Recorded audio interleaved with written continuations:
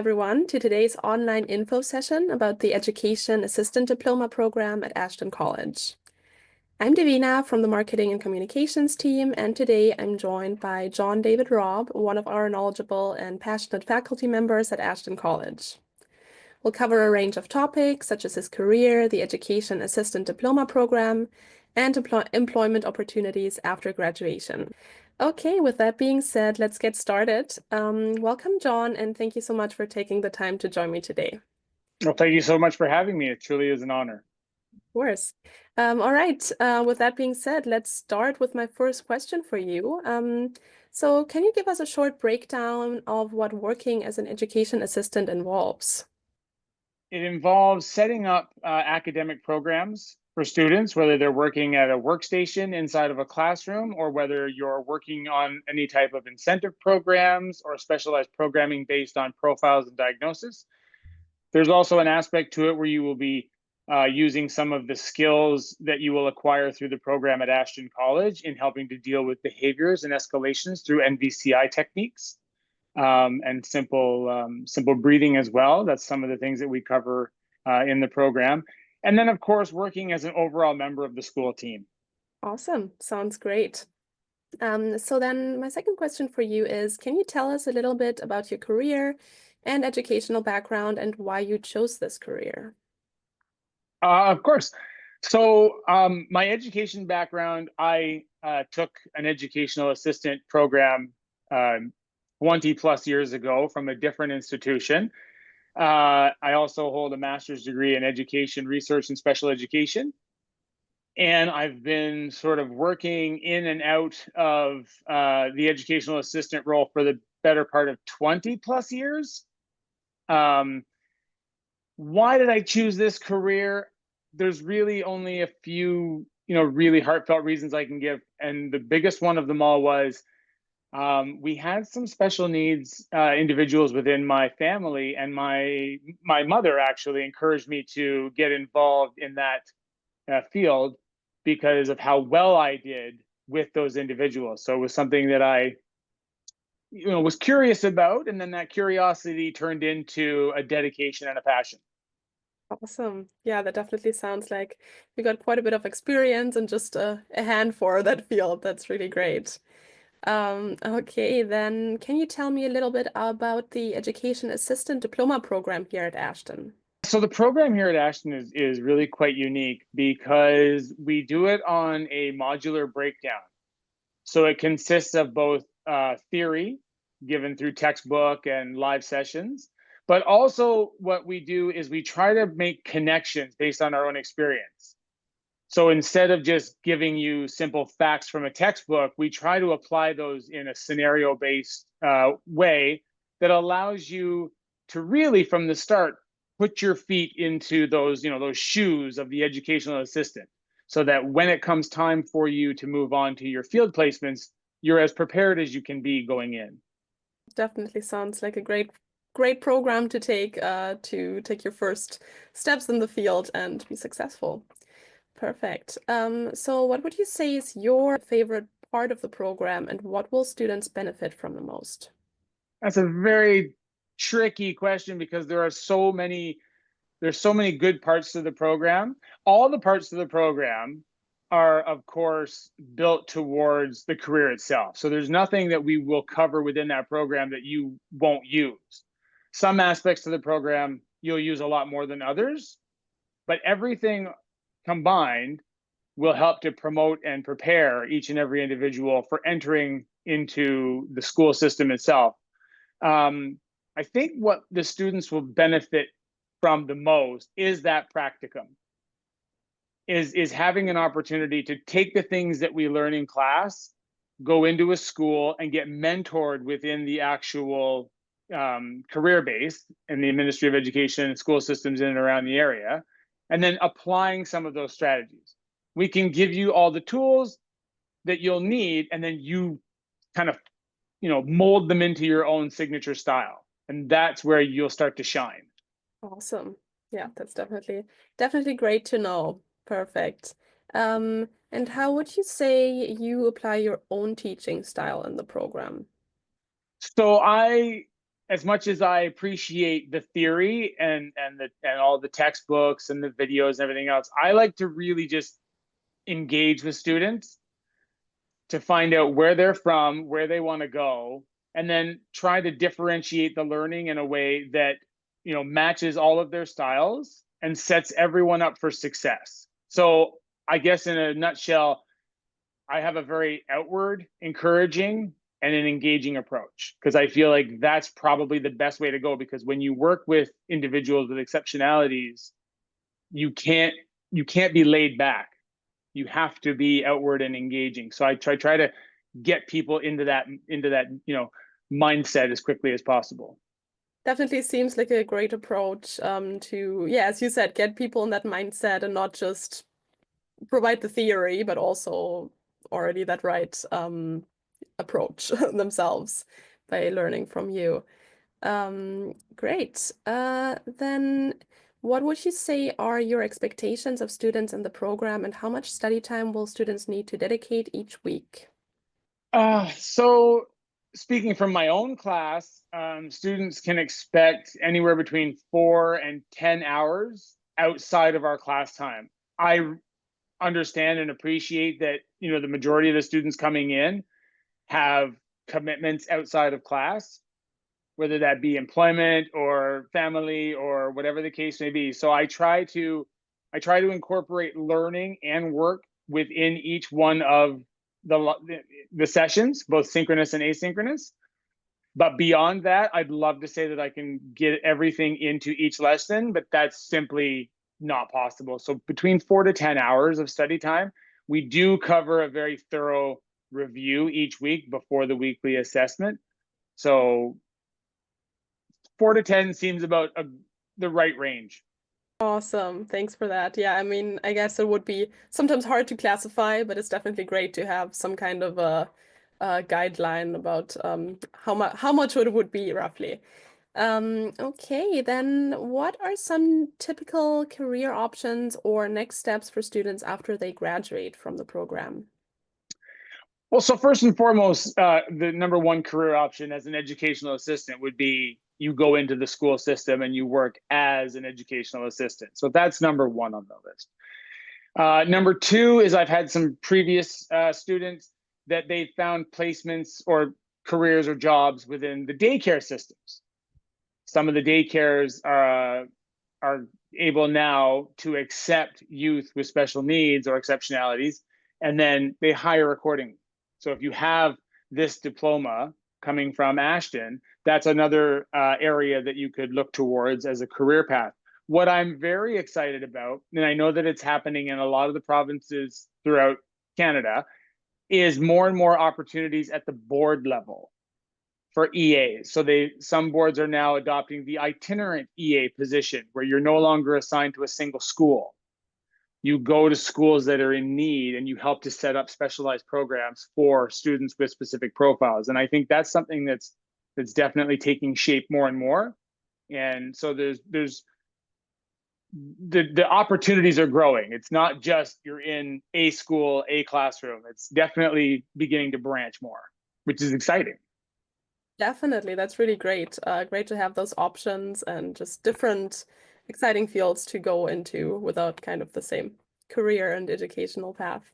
That's perfect. Okay, and then in your opinion, what are the most essential skills or qualities needed to be successful in this field? So first and foremost, you have to have a willingness to learn.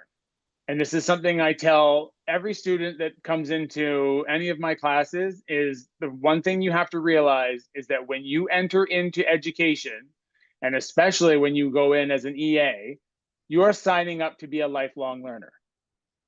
Because from year to year, everything can change from one student to the next. There are no two mirrored profiles. Every child is unique. So you need to have that understanding that you're going to learn every year. And I think that it goes without saying, everyone that joins the program is there because they want to learn. They've chosen this path, and that's great. The next thing I would say is probably adaptability. And knowing that just because you have a schedule doesn't mean that it's always going to go from start to finish the same. There's going to be times where one of your colleagues might be away, and they might switch you over to work with their student because you have that rapport with that individual rather than putting in a supply.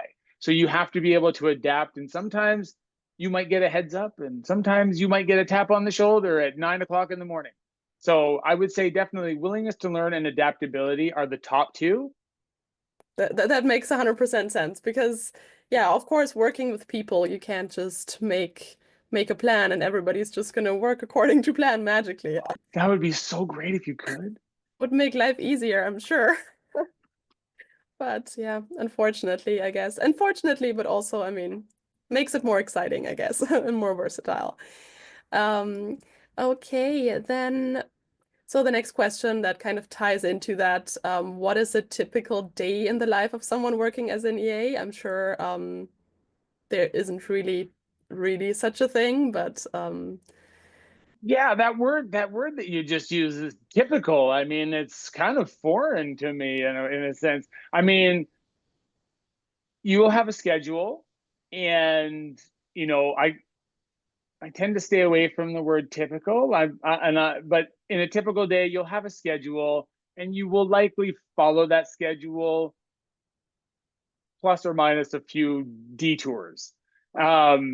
But because that's where the adaptability needs to kick in, is that you need to be ready because at a moment's notice, something could change. And one thing that I always remind my students is just because you had a few strategies that work today doesn't mean they're going to work tomorrow. So your typical day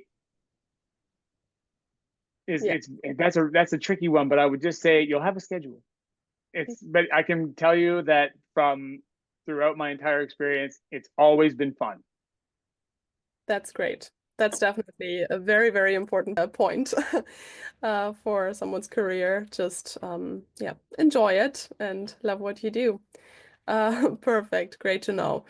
Okay, so then do you have any advice you would give to students who are new to the field right now? Ask questions.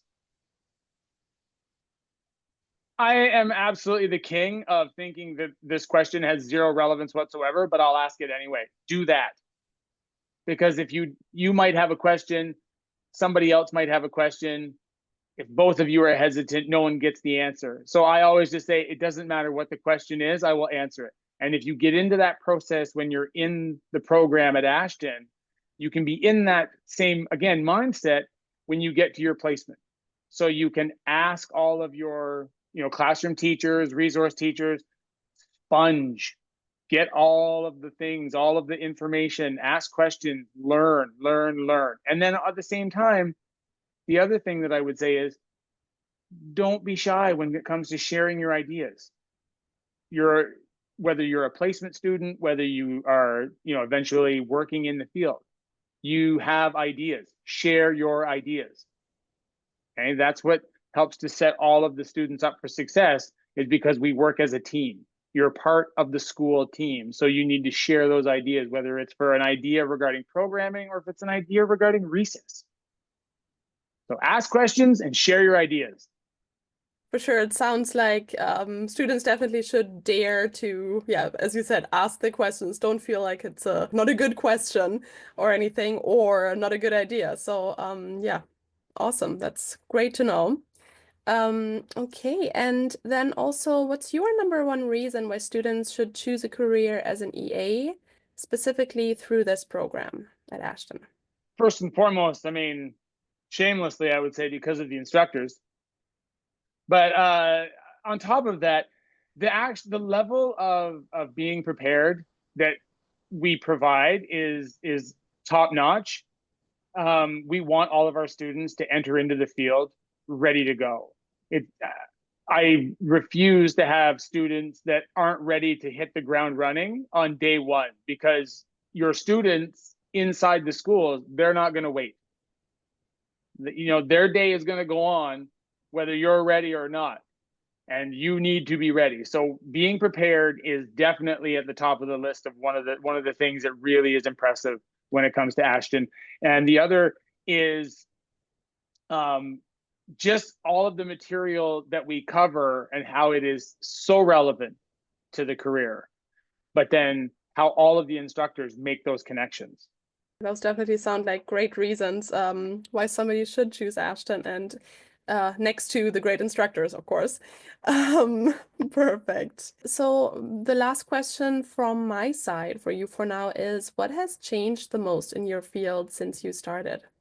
Well, that's probably the trickiest question of all for me to answer because I have decades, and that's plural, um, in the field. So I think that the number one thing that has changed is the need for educational assistance has been growing since, I would say, probably in the last 10 years. I know now that there have been some students, and I had a previous student, and she was being, asked by the principal of the local elementary school, like, we need to get you on the list 1, 2, 3 now. So the need for educational assistance has grown, as has the factors that determine whether or not a child receives any type of educational support. So previously it was built on a very strict pillar system, and now that pillar system has kind of been you know sent off into the archives, and now we're seeing an increase in more and more children that need that support. So the increase in the level of support is going to need an increase in the number of individuals. So that's really been the biggest change as far as needs go, as well as I spoke earlier, the opportunities that are now available to EAs outside of the classroom. I think those are probably the top two, like the opportunities and then the need for more educational assistance. Both of those have really grown in the last 10 years. And from what I've seen, from what I've read, and from having, ears within the community, it's not looking as though that number is going to be going down anytime soon, which is great for any student that is choosing to get into the field, because it's definitely it's a great career path. You're going to make an impact. It's an exciting career path because you're always going to be learning new things. So um, I think I've done my best to adhere to the 30-minute, 30-second elevator answer, but I'm not sure. But I'm trying my best, I've been told. So definitely the need for support and the opportunities would be the top two. Awesome. Yes, that's definitely very interesting and great to know, and exciting to see where else basically the profession is going to be headed in the next few years. Perfect. Okay, so these are all my questions, but let's see if our audience has any questions as well. The first question I see here is, are there opportunities to collaborate on group projects or peer learning throughout the program? What I can say, I can speak to obviously my classes. I can speak to my room. There are opportunities for shared learning and group activities. Um, they're not many. I'll be honest about it. There aren't many, but the times that they are brought to the group, or the opportunities that present themselves, they are definitely important, and they definitely allow for us to get into a communal group. And that's one thing, is that when you're in the program, you're not, you're never by yourself. And I think that that's one thing that Ashton does a great job in promoting. I try to promote that myself, is that when you're in the program and when you're in the classroom, we have email, we have chat within Zoom. You're never by yourself. So you're in a community of learners. So we're a group. You start at point A, everyone graduates on the same day when you're in that cohort. So that's your group. So group learning opportunities, there will be some, but group overall is from start to finish. Awesome. That's definitely especially great to know since it's an online program, right? And maybe some people would be concerned that they don't have that, but it's definitely great to know that that is really a priority. Perfect. Then somebody else is asking, does the program cover topics like trauma-informed practices or mental health support for students in schools? Do we cover those topics? Yes. But again, we can only speak to certain parts of it. Like I would never step out of turn and speak to it from a clinical aspect, but I can speak to it from what it looks like inside of a classroom and what sort of supports are available, not only for the students, but for the teachers and the EAs and all of the staff as well. There are supports within the schools. There are specialists that are assigned to the school boards. And so those supports are available within each and every school board. We can speak to that. So I guess basically what I'm trying to say is yes, but we can speak to what we know. I would never go so far as to speak out of turn. Awesome. Yes, I think that is probably what is meant by that question. Or perfect. Thank you. Then let me see. So for someone who's nervous about returning to school after a long break, what advice do you have for these people? So I went back when I was 23. Okay, so I finished up, undergrad, everything else, and then I decided I was going to go back as an adult learner. What I would say to you is, just come with an open mind and don't worry about how long it's been since you've been in a classroom. I'm speaking, if you were in my group, I'm not worried about how long it's been since you've been in a classroom. I only get concerned with you're going to be here and, not to sound, possessive, but you're mine now. So when you're my student, we're going to go on this journey together. And I don't want anyone to be nervous. As I said before, we have email, we have chat. If you have concerns, you just simply send an email. I'm happy to talk. I know Ashton has, fantastic advisors as well. So if you had any questions about that, they would definitely be able to guide you in the right direction. I will say that if I was ever presented with a question that I absolutely did not, could not, and should not answer, I'll find you the right channel, because I want to alleviate all of your concerns so that when you come to class, you're doing two things. One, you're ready to listen, and two, you're ready to learn. Definitely great to hear. Perfect. I have one other question here. So how does the program prepare students for emotionally challenging situations they might encounter in a classroom setting? The largest component when it comes to dealing with emotional escalations, behavior escalations, certain anxiety is through our NVCI. And we talk about our so just a quick sort of behind the curtain point of view is we have what formerly was CPI, now it's NVCI, which is nonviolent crisis prevention intervention. There are so many different strategies within that module, right? So we talk about de-escalation, debriefing, and then of course along the way we kind of bring in our own experiences and strategies that we use throughout our careers, whether it's myself or one of the other instructors. I've been around since they started to actually bring out all these different breathing strategies. So if necessary, I'll take you all the way back to 2004. But we will give you the tools to get you started. And as I said before, everything changes. So what I can show you or what I can give you advice on today is definitely going to help you today. As new procedures come out and you're working within the system, you sign up for those professional development opportunities and you go and you do the seminars, and they'll give you all the new techniques that I will eventually learn myself. But that's basically all I can say, is that we'll give you the tools necessary on day one, and then everything else, like, you're going to develop your own strategies for your students. But if you're talking about what I can promote as far as the Ashton experience, we'll give you everything that you need for day one. That's, I'm sure, definitely great to hear for anyone thinking about enrolling or applying to the program. Perfect. So there don't seem to be any more audience questions right now. Thank you so much for everyone's participation and questions.